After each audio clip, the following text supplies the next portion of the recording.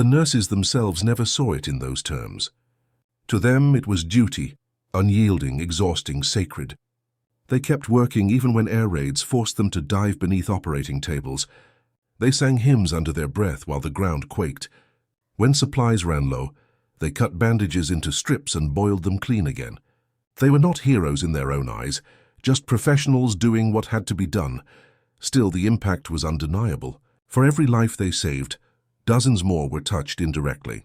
Wounded men who survived carried stories back to their units, that the Americans did not kill captives, that their nurses wept for enemy pain. Such tales softened the edges of fanatic resistance. It did not end the war, but it planted seeds of doubt in the myth of imperial invincibility. After Japan's surrender in August 1945, those same nurses became the first faces of the occupying power. When American hospital ships anchored off Yokohama, Japanese doctors and nurses came aboard to study the techniques that had saved their soldiers. They were astonished by the organization, the sterilization units, the refrigerated plasma, the meticulous records. For the first time, the two nations' healers worked side by side.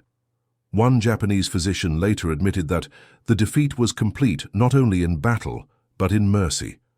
In the ruins of Tokyo, American medical teams established clinics that treated civilians suffering from burns, malnutrition, and disease.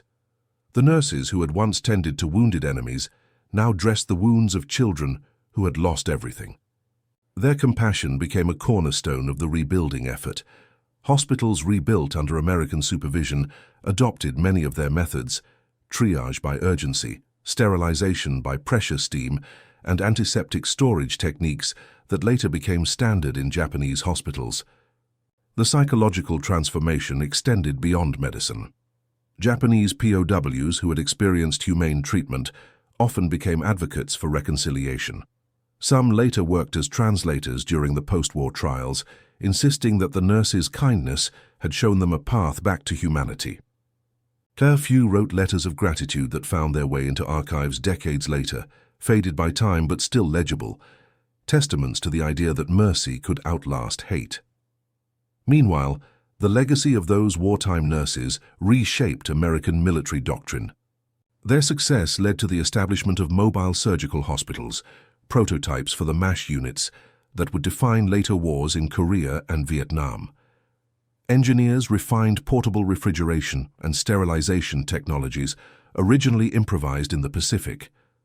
Penicillin production scaled to civilian use, saving millions in peacetime. The lessons learned from battlefield compassion transformed modern medicine. But perhaps their most profound contribution was human, not technical. The experience forced a re-examination of the boundaries of empathy. In war, soldiers are trained to see the enemy as faceless. The nurses could not. Their duty required them to touch the suffering, to look into the eyes of men they were supposed to despise. It changed them, and through them, it changed the narrative of the war itself. In post-war interviews, many nurses spoke candidly about the emotional toll. Some confessed nightmares that lasted for years, the smell of burned flesh, the cries of men in languages they didn't understand. Yet they also spoke of the strange peace that came with knowing they had done something right, amid the wrongness of it all. One said quietly, "We gave back a little of what war takes away, our humanity." Historians would later call it the Mercy Front, an unofficial campaign fought not with guns, but with gauze and courage. It bridged cultures in a time when bridges had been burned to ashes. For the Japanese prisoners who survived, it became the first glimpse of a different world, a world where surrender did not mean shame, and compassion could be stronger than ideology. In the early years of the Cold War, the story of these nurses faded into archives, overshadowed by jet engines and atomic age headlines. Yet the echoes remained.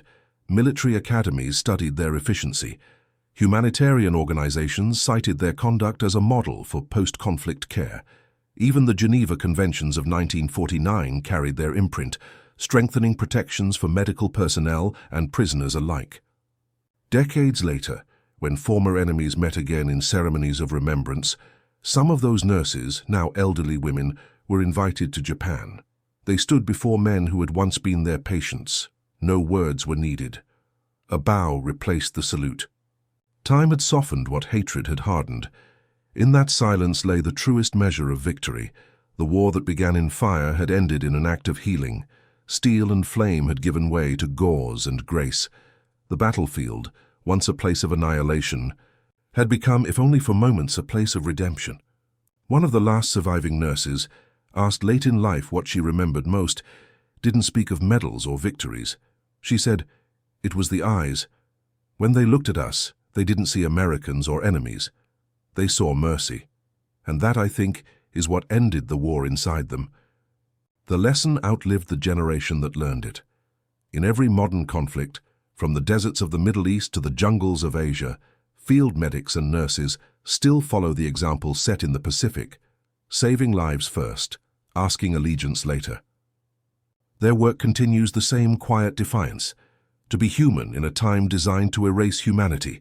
As the final embers of World War II faded into history, the image that remained was not only of victory parades or mushroom clouds, but of a nurse, kneeling beside a burned soldier, enemy or friend, her hands steady in the firelight. In that image lies the truest face of courage, because in the end, it was not power or vengeance that proved strongest. It was compassion. And on the scarred islands of the Pacific, amid the ashes of empires, that compassion became the first peace.